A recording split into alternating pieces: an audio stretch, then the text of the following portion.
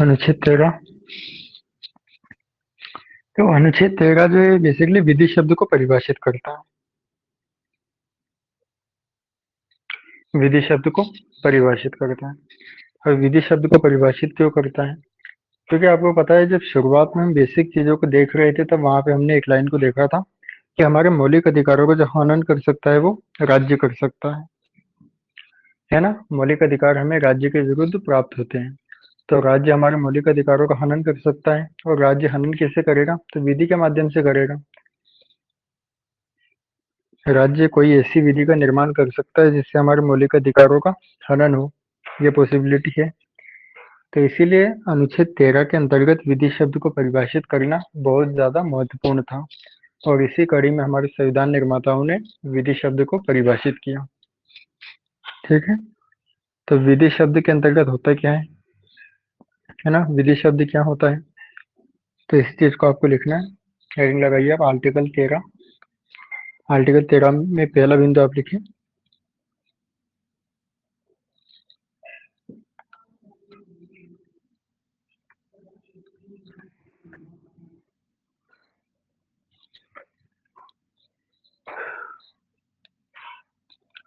है ना। आर्टिकल 13 में देखो लिखा क्या गया, उससे एक बार मैं आपको बता देता हूँ। अनुच्छेद 13 में ये बात कही गई कि अगर संसद किसी विधि का निर्माण करती है ना, संसद ने अगर किसी विधि का निर्माण किया है और वह विधि हमारे मूल अधिकारों का हनन करती है, हमारे मूल अधिकारों का हनन करती है। अगर संसद किसी विधि का निर्माण करती है और उस विधि से हमारे मूल अधिकारों का हनन होता है या अतिक्रमण होता है, तो हमारा उच्चतम न्यायालय क्या करेगा? इस विधि को पूर्णतः रद्द कर देगा, है ना, इसे रद्द कर देगा। ये पॉसिबिलिटी बनती है। अगला, संसद ऐसी विधि का निर्माण करे जो कि हमारे मूल अधिकारों के विरुद्ध हो, हमारे मूल अधिकारों के विरुद्ध हो। तो ऐसी स्थिति में विधि के केवल उसी भाग को हटाया जाएगा या असंवैधानिक घोषित किया जाएगा जो कि हमारे मूल अधिकारों का हनन करता हो। ठीक है, क्लियर है यहाँ तक? क्लियर है यहाँ तक? लिखिए आप इसमें पहला बिंदु लिखिए, राज्य के द्वारा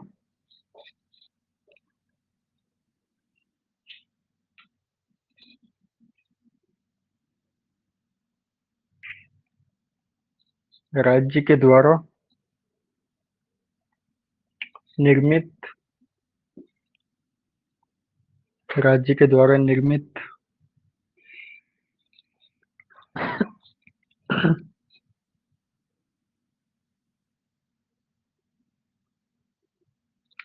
राज्य के द्वारा निर्मित किसी विधि के द्वारा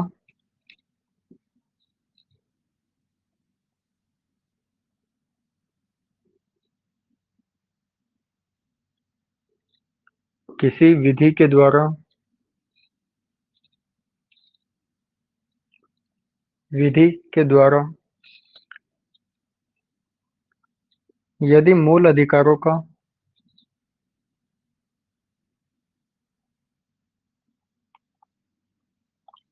यदि मूल अधिकारों का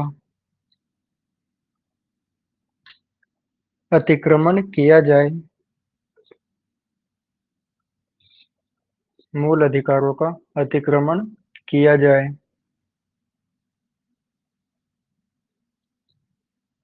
अतिक्रमण किया जाए अथवा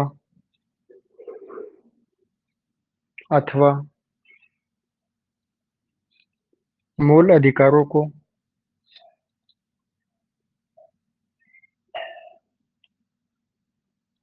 अथवा मूल अधिकारों को क्षतिग्रस्त किया जाए,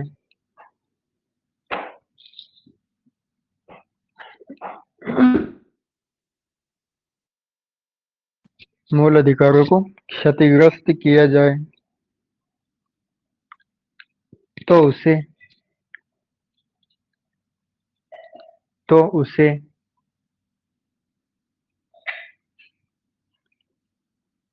तो उसे असंवैधानिक,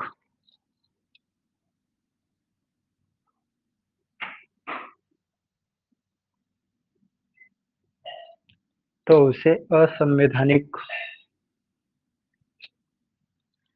घोषित किया जाएगा। तो उसे असंवैधानिक घोषित किया जाएगा।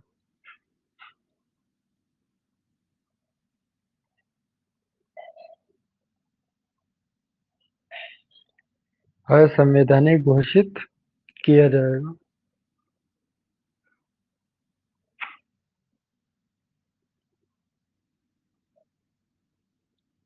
किया जाएगा। ब्रैकेट में आप लिख लीजिए अनुच्छेद 13(2). ब्रैकेट में अनुच्छेद 13(2).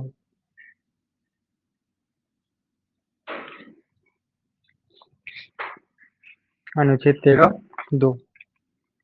अगला पॉइंट लिखें। अगला पॉइंट लिखो। यद्यपि यद्यपि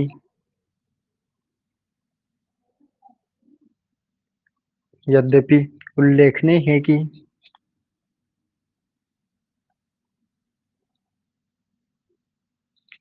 उल्लेखनीय है कि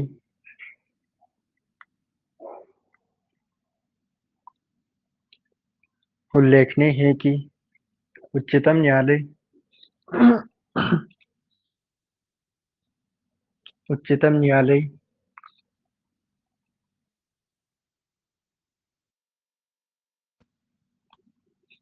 उच्चतम न्यायालय इन विधियों को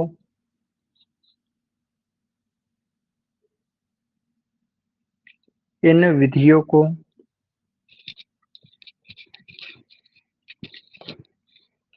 पूर्ण रूप इन विधियों को पूर्ण रूप से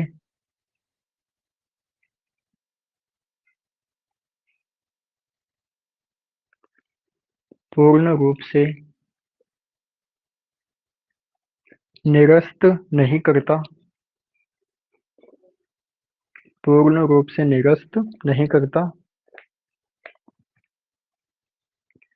नहीं करता। अपितु अपितु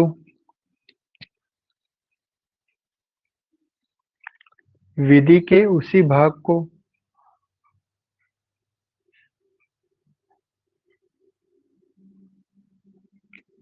अपितु विधि के उसी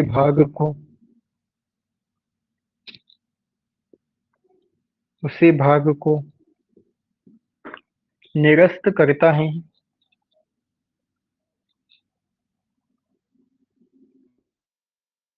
भाग को निरस्त करता है।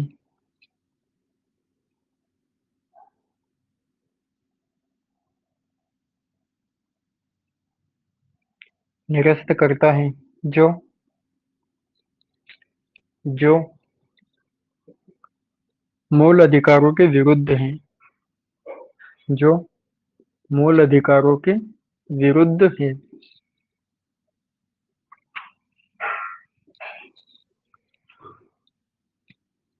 मूल अधिकारों के विरुद्ध है।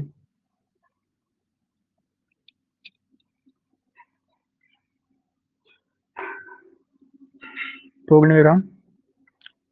न्यायालय के द्वारा न्यायालय के द्वारा न्यायालय के द्वारा मूल अधिकारों से मूल अधिकारों से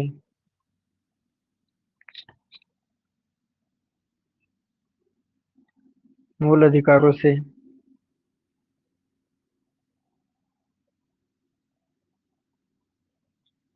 संगत और असंगत संगत और असंगत संगत और असंगत भागों की संगत और असंगत भागों के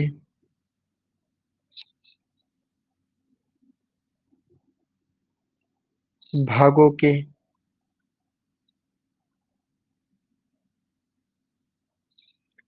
अलगाव को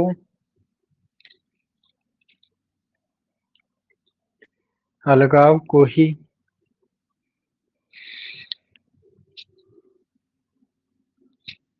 अलगाव को ही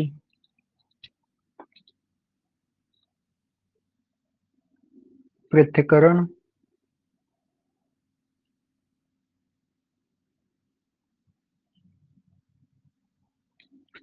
पृथक्करण का सिद्धांत कहा जाता है। पृथक्करण का सिद्धांत कहा जाता है।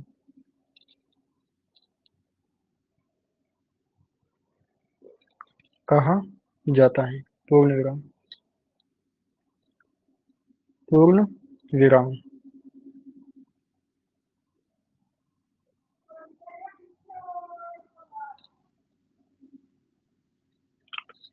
देखो पृथक्करण का सिद्धांत क्या होता है। एक एग्जाम्पल के तौर पे हम मान लेते हैं, संसद ने किसी विधि का निर्माण किया। ठीक है, संसद के द्वारा विधि का निर्माण हुआ। अब हम मान लेते हैं कि ये जो विधि है, इस विधि में 10 पॉइंट लिखे गए हैं, है ना। ऐसे करते हुए 10 अलग अलग पॉइंट इसके अंदर लिखे गए हैं, अलग अलग बातें इसमें लिखी गई हैं। और इन 10 पॉइंट में से 2 पॉइंट ऐसे हैं जो कि हमारे मूल अधिकारों के विरुद्ध हैं, है ना। ये हमारे मूल अधिकारों के विरुद्ध हैं। तो अब ऐसे में उच्चतम न्यायालय क्या करेगा। उच्चतम न्यायालय इस पूरी विधि को असंवैधानिक घोषित नहीं करेगा, बल्कि इस विधि में जो वो 2 पॉइंट थे जो कि हमारे मूल अधिकारों के विरुद्ध थे, केवल उन्हीं 2 पॉइंट को असंवैधानिक घोषित कर देगा। ठीक है, इसी को हमने पृथक्करण का सिद्धांत कहा, यानी कि पृथक कर देना। जो विधि में ऐसी चीजें हैं जो कि हमारे मूल अधिकारों का हनन करती हैं, उन्हें पृथक कर देना पृथक्करण का सिद्धांत कहलाता है। ओके, क्लियर है ना यहाँ तक। क्लियर है यहाँ तक।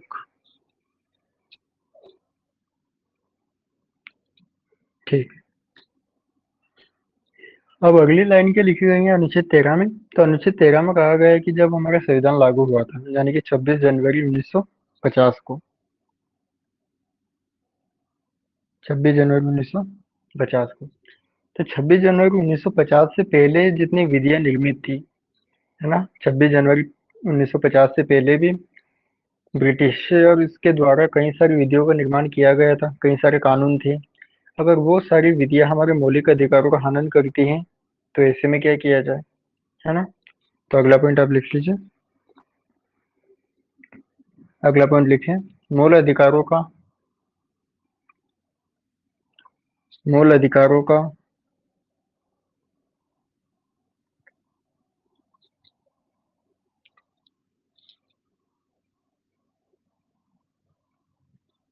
मूल अधिकारों का अतिक्रमण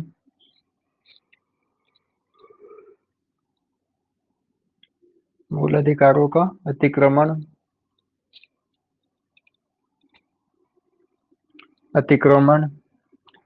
उन विधियों से भी संभव नहीं है। उन विधियों से भी संभव नहीं है। उन विधियों से भी संभव नहीं है। संभव नहीं है जो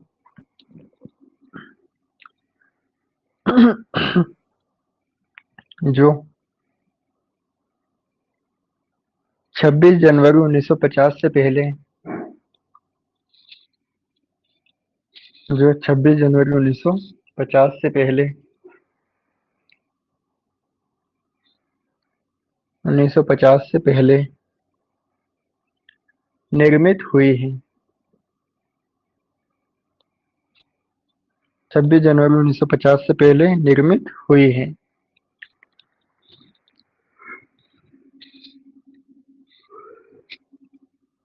हुई है और मूल अधिकार से और मूल अधिकार से मूल अधिकार से टकराव की स्थिति में मूल अधिकार से टकराव की स्थिति में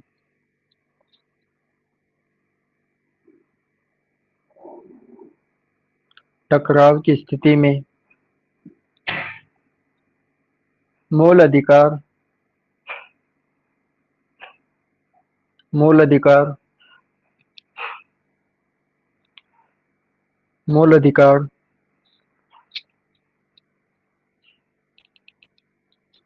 उन विधियों को मूल अधिकार उन विधियों को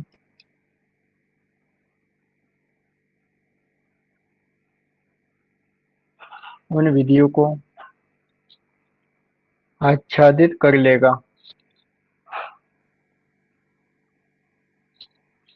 आच्छादित कर लेगा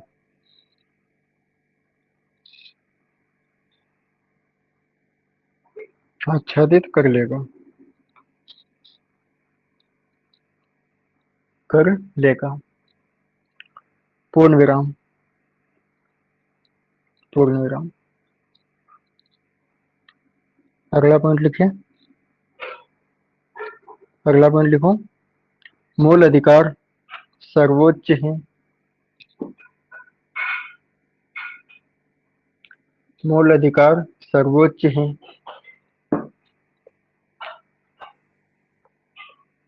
मूल अधिकार सर्वोच्च है।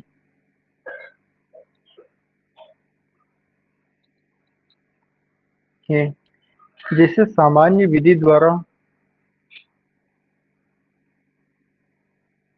जिसे सामान्य विधि द्वारा सामान्य विधि द्वारा छीना नहीं जा सकता।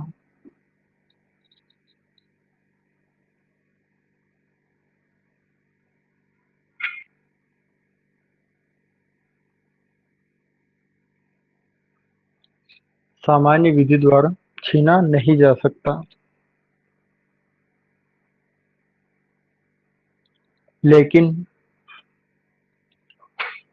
लेकिन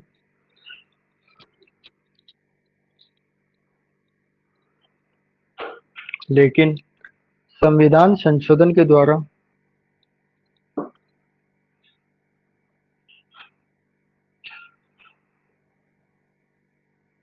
लेकिन संविधान संशोधन के द्वारा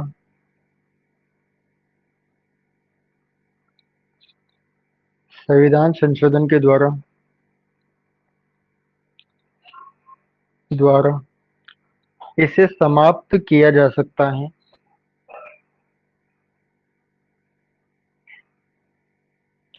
इसे समाप्त किया जा सकता है।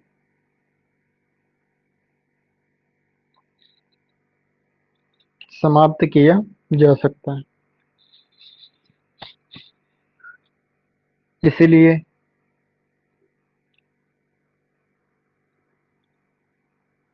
इसलिए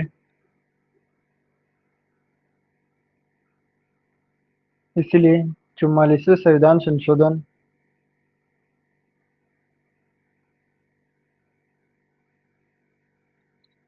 इसलिए 44वें संविधान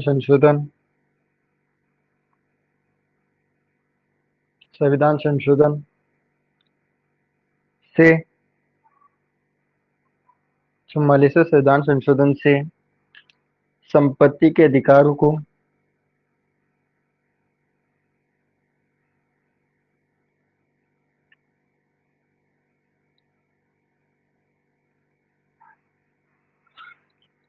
संपत्ति के अधिकारों को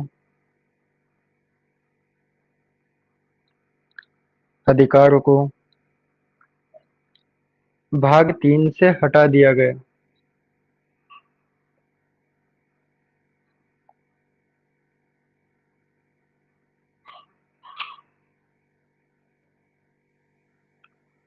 भाग 3 से हटा दिया गया।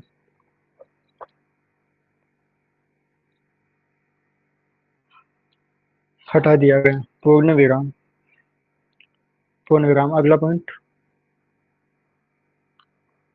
अगला पॉइंट लिखें। देखो, संसद जो होती है वो संसद जो विधि का निर्माण दो माध्यम से करती है। एक होती है संसद की सामान्य विधि और दूसरी होती है संविधान संशोधन की विधि। संविधान संशोधन की विधि। जो सामान्य विधि होती है, सामान्य विधि में बहुमत से निर्णय लिए जाते हैं, है ना।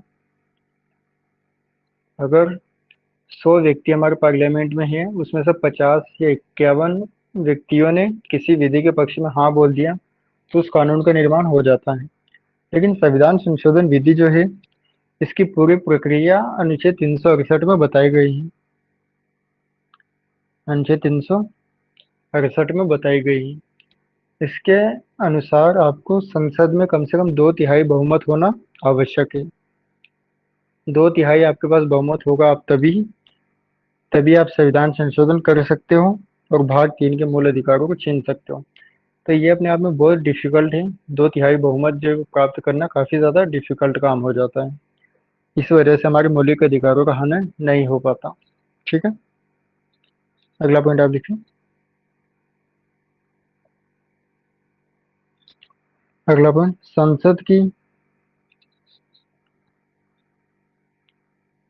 संसद की विधायी शक्ति। संसद की विधायी शक्ति।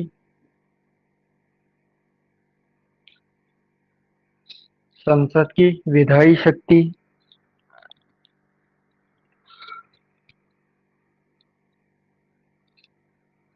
विधायी शक्ति और संविधायी शक्ति।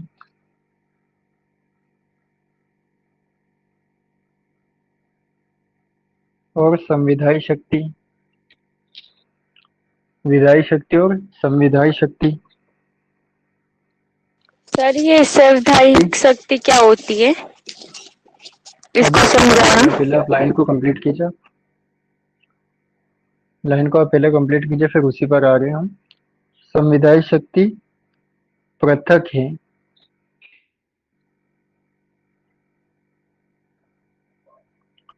पृथक है।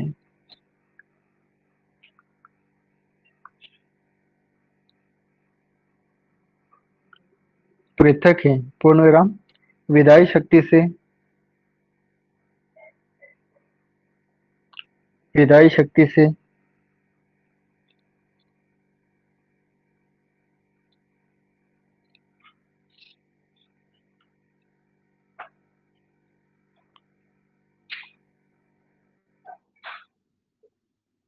विधायी शक्ति से। विधायी शक्ति से मूल अधिकार छीने नहीं जा सकते।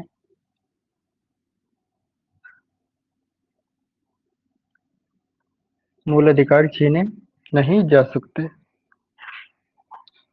लेकिन लेकिन संविधायी शक्ति से। लेकिन संविधायी शक्ति से।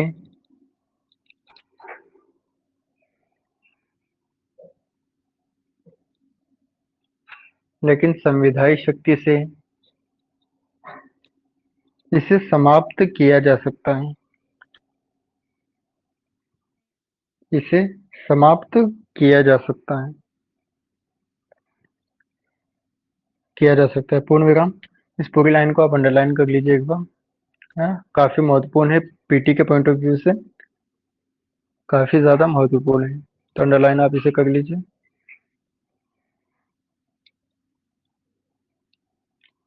ठीक है।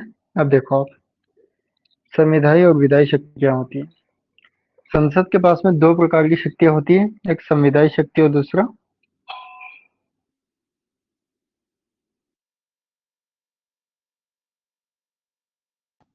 विधायी शक्ति और दूसरा शक्ति।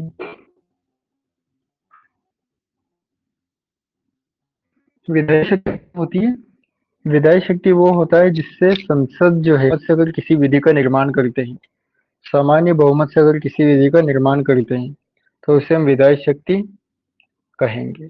जैसे कि अभी हाल ही में कुछ समय पहले सिटीजनशिप अमेंडमेंट एक्ट यानी कि नागरिकता संशोधन अधिनियम लाया गया। पता है आपको इसके बारे में?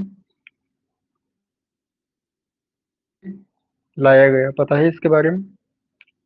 तो जो सीएए लाया गया, इसे कानून बनाने में केवल सामान्य बहुमत चाहिए।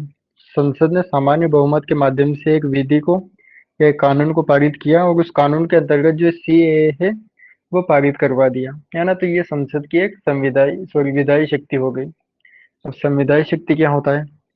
संविधायी शक्ति में अगर मान लो कि सभी हमारा अनुच्छेद 19 जो है वो हमें 6 प्रकार की स्वतंत्रताएं देता है। अगर उन स्वतंत्रताओं को कम करना हो या फिर उन पर प्रतिबंध लगाना हो, तो उन पर प्रतिबंध लगाने के लिए संसद जो है वो संविधायी शक्ति का प्रयोग करेगी। विधायी शक्ति से उसे नहीं हटाया जा सकता। तो संविधायी शक्ति में क्या होगा? अनुच्छेद 368 का प्रयोग किया जाता है। अनुच्छेद 368, इसके अंतर्गत 2/3 बहुमत प्राप्त करना आवश्यक होता है। यानी कि कोई भी विधेयक तब बनेगा जब वो विधेयक विशेष बहुमत से पारित होगा। विशेष बहुमत से विधेयक पारित होगा तभी वो कानून बनेगा, है ना। तो विशेष बहुमत का अर्थ क्या होता है? 368 के अनुसार 2/3 बहुमत। 2/3 बहुमत। तो अगर संसद ने 2/3 बहुमत के माध्यम से किसी विधि का निर्माण कर दिया, तो उसे हम कहेंगे संविधायी शक्ति। यानी कि संसद ने क्या किया? संविधान में कुछ परिवर्तन कर दिया। तो संविधान में परिवर्तन की शक्ति संसद को है ना। और संसद 2/3 बहुमत के आधार पर उसमें परिवर्तन कर सकती है, तो इसे हम कहेंगे संविधायी शक्ति, कॉन्स्टिट्यूशनल पावर। संविधान में परिवर्तन कर देना, ठीक है। और नॉर्मल सामान्य विधि का अगर निर्माण करती है संसद, तो उसे हम कहेंगे विधायी शक्ति। ठीक है, क्लियर है? क्लियर है दोनों में डिफरेंस?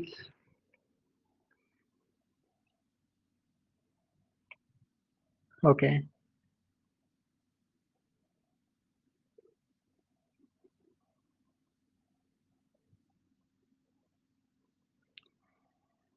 ठीक है।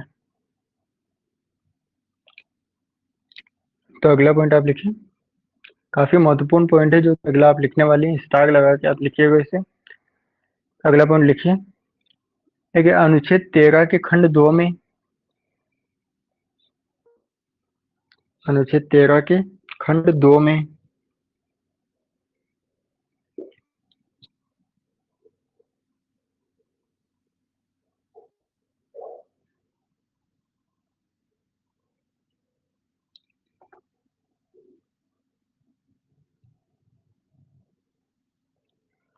अनुच्छेद 13 के खंड 2 में उल्लेखित विधि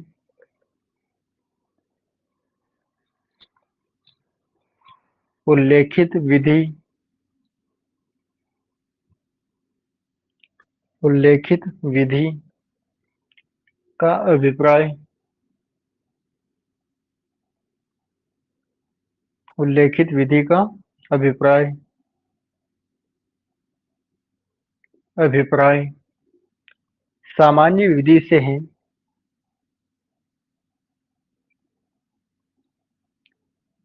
सामान्य विधि से है। सामान्य विधि से है। संविधान संशोधन विधि से नहीं है। संविधान संशोधन विधि से नहीं है।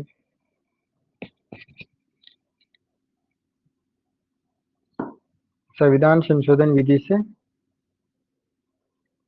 नहीं है। पूर्ण विराम लगाइए। अब देखिए, अनुच्छेद 13(2) में क्या कहा गया है कि जो विधि शब्द है उसका मतलब यहाँ पे कौन सी विधि है? सामान्य विधि है। यानी कि सामान्य कानून आप पारित कर सकते हो, संविधान में संशोधन आप इसके माध्यम से नहीं कर सकते। तो आप मुझे ये बताइए कि अनुच्छेद 13(2) के द्वारा हमारे मूल अधिकारों में परिवर्तन कर सकती है क्या संसद? हाँ या ना? अनुच्छेद 13(2) के अनुसार हमारे मूल अधिकारों को संसद कम कर सकती है या नहीं?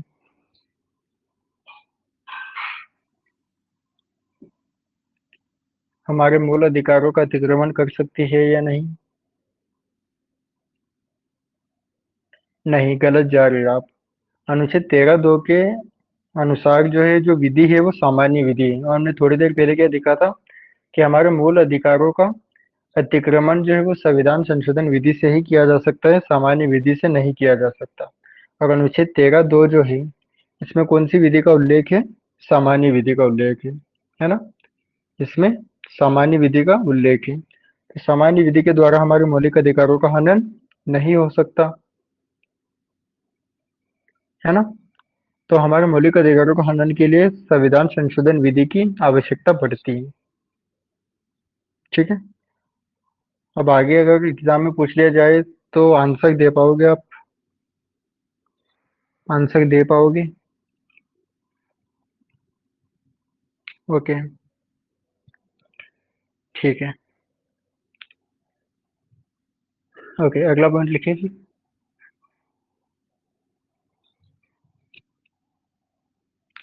अगला पॉइंट आप लिखिए, लिखने से पहले देख लीजिए। अगर विधि के माध्यम से अगर विधि के माध्यम से संसद जो है हमारे मूल अधिकारों का अतिक्रमण करता है, हमारे मूल अधिकारों का अतिक्रमण करता है, तो हमारे संविधान निर्माताओं ने हमें बचाने के लिए एक शक्तिमान को खड़ा किया है ना? एक शक्तिमान को खड़ा किया है, और उस शक्तिमान का नाम है उच्चतम न्यायालय। क्या नाम है उसका? उच्चतम न्यायालय। तो उच्चतम न्यायालय क्या है? हमारे लिए शक्तिमान है ना? क्योंकि वो हमारे मौलिक अधिकारों की रक्षा करता है। राज्य को, अगर राज्य यहाँ पे हमारे मौलिक अधिकारों के हनन के लिए आएगा तो उसको डांट देगा, उसे भगा देगा यहाँ से, है ना? तो उच्चतम न्यायालय हमारे लिए शक्तिमान का काम करता है। ठीक है, क्लियर है? क्लियर है, यस और नो? इसी चीज को हमें लिखना है। लिखिए आप, यदि राज्य के द्वारा, अगले पॉइंट से लिखना है ना, यदि राज्य के द्वारा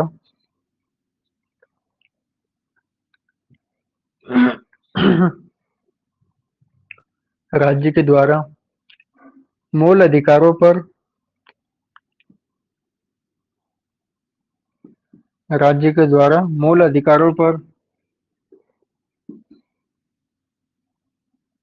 मूल अधिकारों पर अतिक्रमण किया जाता है तो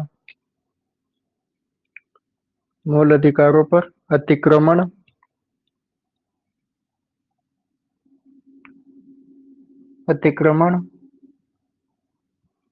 किया जाता है तो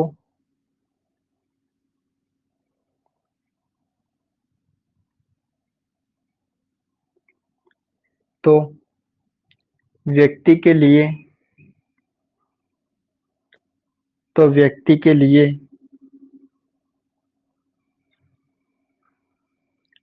व्यक्ति के लिए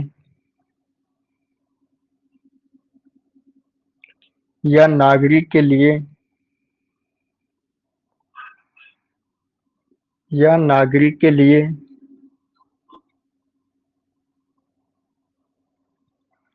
नागरिक के लिए विशेष उपचार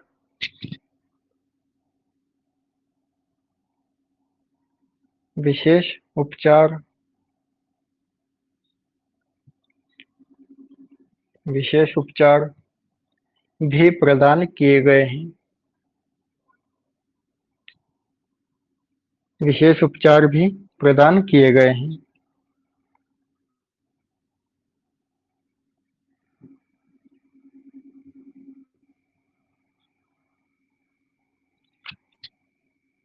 विशेष उपचार भी प्रदान किए गए। पूर्ण विराम, ब्रैकेट में अनुच्छेद 32, ब्रैकेट 32, है ना? 32 क्या कहता है? संवैधानिक उपचारों का अधिकार, संवैधानिक उपचारों का अधिकार। ठीक है। तो ये कुछ बेसिक डिटेल थी। अब अनुच्छेद हमें 14 को स्टार्ट करना है। तो अनुच्छेद 14 को हम आज स्टार्ट नहीं करेंगे, बल्कि इसे कल से हम स्टार्ट करेंगे, और कल बहुत डिटेल में इसके बारे में हमें सब कुछ जानना होगा। ठीक है, तो आज के लिए बस इतना ही। आप अगर प्रस्तावना का रिवाइज करके आई हो, प्रस्तावना का एक टेस्ट ले ले अभी।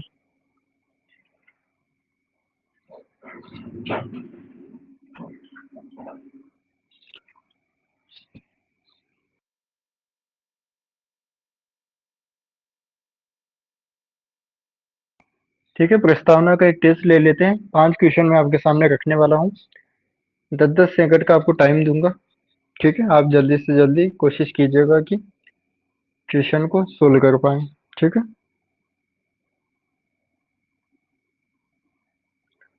तो ये रहा पहला प्रश्न आपके लिए। आपका टाइम शुरू होता है अब।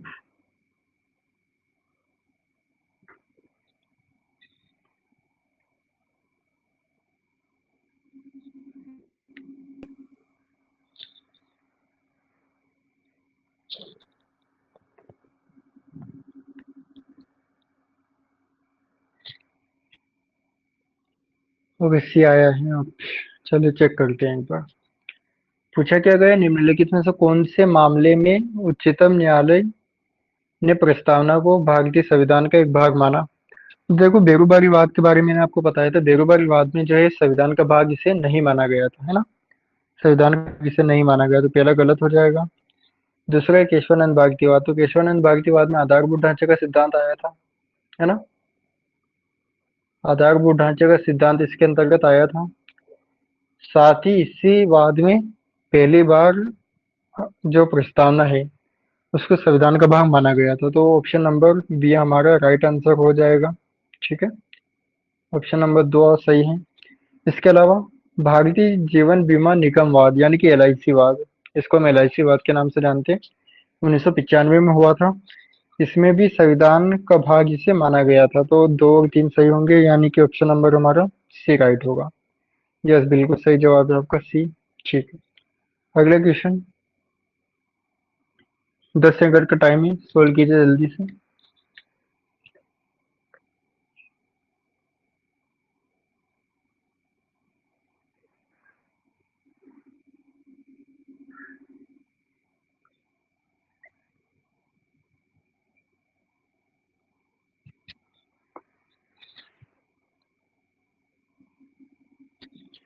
Okay, time up.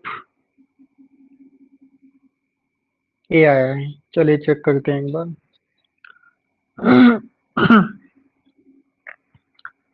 पहला ऑप्शन क्या है? पहला ऑप्शन है 42वें संविधान संशोधन के द्वारा प्रस्तावना में समाजवादी और पंथ निरपेक्ष शब्द जोड़े गए। ये बात तो सही है, लेकिन यहाँ पे एक शब्द आए हैं, 2 शब्द जोड़े गए। तो 2 शब्द नहीं जोड़े गए, बल्कि 3 शब्द जोड़े गए थे। एक समाजवाद है, एक पंथ निरपेक्षता है, और एक और अखंडता शब्द है। तो अखंडता शब्द भी 42वें संविधान संशोधन के द्वारा जोड़ा गया था। तो ये पहला ऑप्शन जो है वो गलत हो जाएगा। दूसरा, दूसरा क्या है?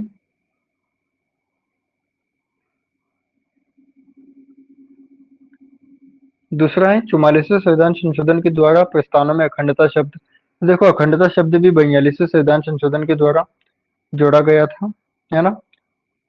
तो दूसरा ऑप्शन भी हमारा गलत हो जाएगा। दूसरा ऑप्शन भी हमारा गलत हो जाएगा। अगला, प्रस्तावना में अब तक केवल 2 बार संशोधन हुआ, तो ये भी गलत है। 2 बार नहीं, बल्कि एक ही बार हुआ है। वो भी 42वें संविधान संशोधन के द्वारा हुआ था, 1976 में हुआ था। 1976 में हुआ था। पहली लाइन आप देख लीजिए, 42वें संविधान संशोधन के द्वारा हुआ था 1976 में। 3 शब्द जोड़े गए थे, एक समाजवाद, पंथ निरपेक्ष और एक और अखंडता। ये तीनों शब्द 42वें संविधान संशोधन 1976 के द्वारा जोड़े गए थे। ठीक है, तो तीनों गलत हैं, यानी कि पूछा क्या गया हमसे, उपयुक्त कथनों में से कौन से सही नहीं है। तो तीनों सही नहीं, ऑप्शन डी हमारा राइट आंसर होगा। चलो, तो तीनों ऑप्शन जो हमारे गलत हैं। अगला क्वेश्चन।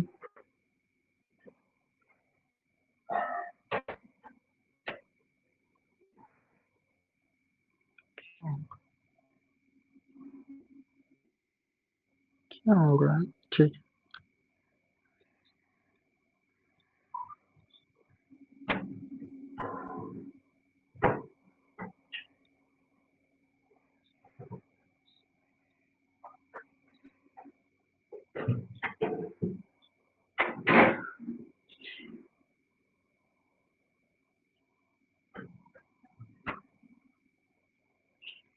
ये है, ओके। Time up.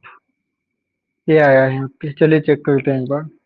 क्या लिखा गया है? निम्नलिखित कथनों पर विचार कीजिए। पहला, भारतीय राज्य की प्रकृति। तो भारतीय राज्य की प्रकृति कैसी है? भारत में लोकतंत्र है ना, और गणतंत्र भी है। ठीक है। अगला है भारतीय संविधान के उद्देश्य। उद्देश्य क्या है हमारे? सबको न्याय प्रदान करना है, स्वतंत्रता प्रदान करना है, समानता प्रदान करना है। ये हमारे संविधान के उद्देश्य हैं। ठीक है। संविधान लागू होने की तिथि, हमारा संविधान कब लागू हुआ था? 26 जनवरी 1950 को। 26 जनवरी 1950 को। चौथा है भारतीय संविधान की शक्ति का स्रोत। भारतीय संविधान की शक्ति का स्रोत, ये क्या होना चाहिए यहाँ पे? ऑप्शन डी जो है आप देखोगे, चौथा जो स्टेटमेंट है भारतीय संविधान के शक्ति का स्रोत है, यहाँ पे जनता होना चाहिए बीच में ना। सॉरी, थोड़ी सी मिस्टेक हो गई होगी, है ना। तो यहाँ बीच में एक शब्द आएगा, जनता की शक्ति का स्रोत है। ठीक है, जनता की शक्ति का स्रोत है। तो प्रस्तावना में कौन कौन से घटक शामिल है? तो आप प्रस्तावना को पढ़ोगे और लोकतंत्र शब्द आपको देखने को मिलेगा, है ना, गणतंत्र भी देखने को मिलेगा। तो ऑप्शन ए सही हो जाएगा। ऑप्शन ए हमारा राइट आंसर हो जाएगा। संविधान के उद्देश्य, प्रस्तावना में आप समानता की बात देखते हो, न्याय की बात देखते हो, बंधुत्व की भावना को बारे में पढ़ते हो, है ना, न्याय के बारे में भी आप पढ़ते हो। तो ऑप्शन बी में हमारा सही होगा। संविधान लागू होने की तिथि, संविधान लागू हमारे 26 जनवरी 1950 को हुआ था, और ये तिथि हमारी प्रस्तावना में उल्लेखित नहीं है। तो तीसरा गलत होगा। प्रस्तावना में संविधान को कब आत्मार्पित किया गया था, वो तिथि है, वो तिथि है 26 नवंबर 1949। ठीक है। तो संविधान लागू होने की तिथि नहीं है, बल्कि संविधान को आत्मार्पित करने की तिथि है। तो ऑप्शन डी हमारा, सॉरी, ऑप्शन तीसरा जो कथन है वो गलत हो जाएगा। अगला है भारतीय संविधान जनता की शक्ति का स्रोत है। ये बिल्कुल सही है। पहली लाइन ही आप देखेंगे, हम भारत के लोग, है ना। तो तीन सही है, एक दो चार सही है, तीसरा गलत है ना। तो तीन सही है। पूछा क्या गया है, कितने हैं? तो ऑप्शन सी तीन सही हो जाएगा। ओके। डी, ए, डी, यस और डी। अच्छा, तो भी गलत आ रहा है आपका। ऑप्शन सी इसका राइट आंसर होगा। ठीक है। चलिए इसे आप सोल्व कीजिए।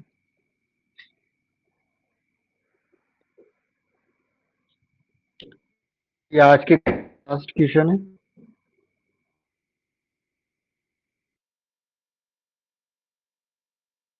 अगर आपने रिवाइज किया है तो मुश्किल से आपको 5 से 10 अंक लगने चाहिए, है ना, ज्यादा लगना नहीं चाहिए इसमें।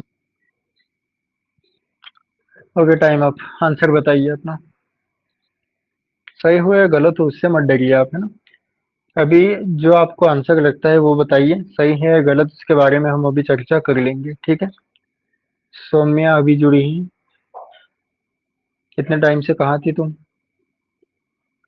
सी आया है, ओके। सौम्या इतनी लेट की ज्वाइन किया आपने, अभी तक कहाँ थी? चलिए चेक करते हैं। भारतीय संविधान की प्रस्तावना के संदर्भ में निम्नलिखित कथनों पर विचार कीजिए। तो संविधान की सत्ता का स्रोत जनता के पास है, बिल्कुल सही है। पहली लाइन ही हम पढ़ते हैं, है ना, कि हम भारत के लोग। तो पहला ऑप्शन क्या हो जाएगा? सही हो जाएगा। अगला, प्रस्तावना उद्देश्य प्रस्ताव पर आधारित है। ये बात भी बिल्कुल सही है। उद्देश्य प्रस्ताव पर हमारी प्रस्तावना आधारित है। उद्देश्य प्रस्ताव को पंडित नेहरू ने संविधान सभा के समक्ष रखा था। और कब रखा था इसे? 13 दिसंबर 1946 को। 13 दिसंबर 1946 को रखा था। और ये लागू हुआ था 22 जनवरी 1947 को। 22 जनवरी 1947 को लागू हुआ था। दूसरा सही है। अगला, राष्ट्रमंडल का भाग होना संप्रभुता के सिद्धांत का अपवाद है, तो अपवाद नहीं है, गलत हो जाएगा। तो कितने, एक और दो हमारे सही हैं। तो पूछा क्या गया कौन कौन से सही हैं, तो एक और दो किस ऑप्शन में आपको दिखाई दे रहे हैं, ऑप्शन ए में। तो ऑप्शन ए हमारा राइट आंसर हो जाएगा। अभी भी आपका गलत आया था, ऐसा क्यों? रिवाइज नहीं कर रहे आप, इसका मतलब रिवाइज करते रहिएगा आप, ठीक है। सर मैं रिवाइज तो करती हूँ, मेरे को क्वेश्चन थोड़े समझ में नहीं आते कि किस तरह से आप दे रहे हो ना, तो इस वजह से गलती हो जाती है। सॉरी सर, आगे से ध्यान रखूंगी। आई रियल देखो, सॉरी। क्वेश्चन क्वेश्चन का फॉर्मेट मैं इसे रख रहा हूँ जैसे कि आपकी डिमांड है यूपीएससी की। जिस प्रकार से प्रीलिम्स में आपको क्वेश्चन मिलने वाले एज इट इज, उसी प्रकार से क्वेश्चन जो है मैं यहाँ पे आपके लिए रखता जा रहा हूँ। इस बात का आप ध्यान रखिएगा। हर वो फॉर्मेट जो कि एग्जाम के लिए आपके लिए महत्वपूर्ण है, कोई उसी फॉर्मेट में उसी प्रकार के क्वेश्चन और उसी प्रकार के कथन निष्कर्ष वगैरह सारे मैं आपके सामने रखता हुआ जा रहा हूँ, ठीक है। एज इट इज आपको एग्जाम में दिक्कत ना आए, उसके लिए मैं अभी से ओके प्रयास सर। करता हुआ जा रहा हूँ, ठीक है। Okay okay, sir, sorry. Thank you. ठीक है, बाकी आप रिवाइज कीजिएगा। मिलते हैं फिर यस कल की सर। क्लास में। ओके तब तक सर। के लिए thank you. Thank you sir.